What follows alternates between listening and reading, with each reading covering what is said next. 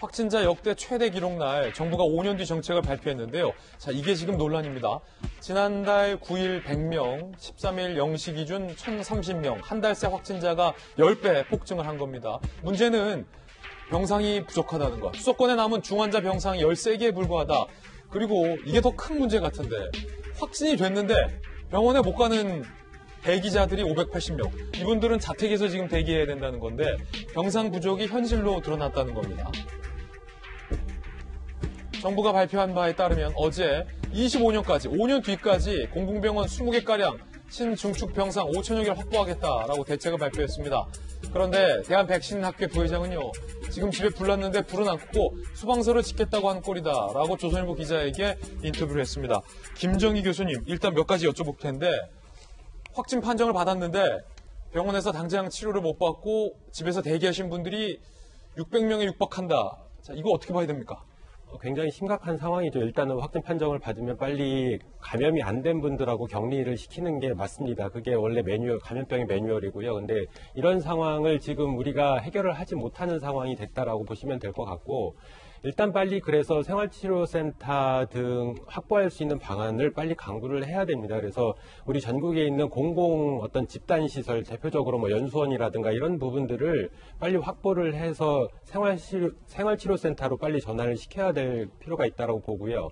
만약에 이런 부분들이 수적으로 뭐 불가능하다라고 하면 해외에서도 그런 사례들이 있거든요. 그러니까 지금 비수기다 보니까 호텔과 같은 숙박시설을 빨리 확보를 해서 생활치료센터로 전환을 한시적으로 시키면서 감염됐을 때는 빨리 격리를 시켜주는 게 좋습니다. 저렇게 자택대기를 하고 있다가 갑자기 상황이 안 좋아지는 상황도 발생할 수가 있고요. 자택대기라는 말은 코로나 확진이 안 걸린 가족들과 한 집에서 있다는 얘기입니까? 그렇죠. 일단은 밀접 접촉자로 분류가 되기 때문에 검사를 받았을 테고 음성 판정이 나왔으면 일단 확진된 그 가족과 일정 기간을 같이 있어야 되는 상황입니다. 근데 공간적으로 집이라고 하는 게 굉장히 제한적인 공간이고 동선이 겹칠 수밖에 없기 때문에 추가적인 감염의 우려가 굉장히 높다 이렇게 보시면 될 것 같고, 만약에 또 자녀가 확진자다 그랬을 때 그 자녀를 바라보고 있는 부모의 심정도 굉장히 또 아플 거거든요. 그래서 이런 부분은 사회적인 혼란이 야기될 수 있기 때문에 빨리빨리 격리를 시켜서 치료를 적절하게 시키는 게 가장 좋다 이렇게는 보고 있습니다. 지금 중환자 병상이 상당히 좀 부족하다라는, 당장 부족한 지자체도 나왔고, 그러면은 중환자의 경우 입원할 수 없다는 얘기입니까? 중환자 지금 병상 자체가 지금 뭐 나오는 거 수도권 같은 경우에 어제 기준으로 뭐 13개 뭐 이렇게 나오고 있는데, 현장에서 들리는 목소리는 실제로 저 숫자는 아니다. 그러니까 지금 남아있는 게 없다. 그러니까 즉시 입원 가능한 어떤 중환자 병상 자체가 공간만 있다라고 해서 되는 게 아니고 인력도 필요하고 장비도 필요하거든요. 그래서 실질적으로는 즉시 입원할 수 있는 병상은 없다라고 보는 게 맞다라고 얘기를 하고 있습니다.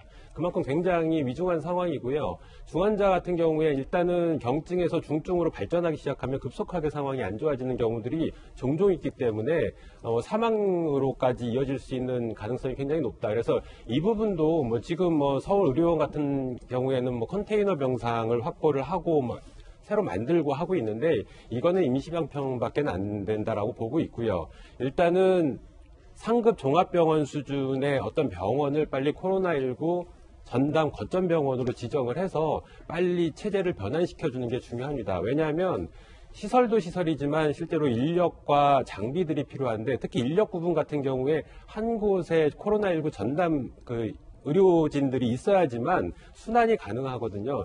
산재돼 있다 보면 이분들은 다른 의료진들하고 격리가 되어 있기 때문에 굉장히 비효율적입니다. 그래서 한 곳에서 실제로 관리를 하는 게 가장 중요하다 이렇게 보시면 될 것 같습니다. 그러니까 당장 코로나19에 확진됐다 하더라도 당장 격리될 시설도 부족하다. 그리고 중환자의 경우 입원할 병상도 현재 부족한 상황이다. 라는 진단입니다. 자, 문제는 코로나19 확진 양상이 심상치 않은데 사회적 거리두기는 여전히 2.5단계라는 점입니다. 3단계가 되면 어떻게 될까? 운영 중단 시설이 26만에서 45만 개. 3단계가 되면 10인 이상 모임 행사 금지, 영화관, PC방, 독서실, 미장원, 미용실, 300제곱미터 이상의 상점, 백화점, 대형마트 모두 셧다운. 장례식엔 가족만 참석. 기업 재택근무가 의무화된다. 프로스포츠 경기는 아예 전면 중단. KTX 고속버스 좌석수도 50% 이내로만 예매가 제한된다는 건데 아직 이 3단계가 안 됐거든요. 김정희 교수님. 자, 이 3단계가 된다 하더라도 1000명 이상의 확진자가 나왔을 때 이게 효과적이냐라는 의문 제기도 오늘 있던데 어떻게 보십니까? 3단계 일단 보면 여러 가지 세부 방역 지침 자체가 굉장히 엄중하게 적용이 됩니다. 그만큼 실제로는 가장 중요한 부분은 직장인들 같은 경우에 필수 인력만 제외하고 다 재택근무를 하게 되면서 사실상 셧다운에 들어간다라고 보시면 될 것 같습니다. 근데 일단은 이런 부분, 그러니까 실제로 이동 자체가 굉장히 많이 줄을 거기 때문에 이런 것들에 의한 효과는 일정 부분 보일 수 있는데 제가 보는 가장 중요한 부분은 기본적으로 현재 백신도 없고 치료제도 없는 상황에서 마스크 착용이 가장 우리를 보호할 수 있는 유일한 수단이거든요. 근데 실제로 3단계조차도 마스크를 벗는 환경들이 속해 있습니다. 그러니까 식당은 운영을 하게 돼 있거든요. 물론 그 제곱미터당 사람을 제한하긴 합니다. 그래서 8제곱미터당 1명꼴로 해서 인원 제한을 하게 되기는 합니다만 그 와중에도 식사를 하게 될 경우에는 마스크를 벗게 되거든요. 누구든지 사람의 밀집도가 낮아진다라고 하더라도 그 안에 감염원이 있으면 충분히 전파가 이루어질 수 있는 상황이고요. 요즘같이 겨울철에는 건조하기 때문에 2m라는 공식이 깨져버렸습니다. 그래서 이 부분에 의해서 전파가 일어날 수 있다. 그래서 가장 중요한 거는 일단 우리 사회 전반에서 마스크를 어쩔 수 없이 벗게 되는 부분을 규제를 해야 된다. 그래야지만 지금 상황을 통제할 수 있지 않을까 저는 그렇게 생각하고 있습니다. 간단하게 다른 질문. 반대로 3단계로 안 올리면 정부 고민하고 있거든요. 현 2.5단계에서 이 확진 양상을 통제할 수 있습니까?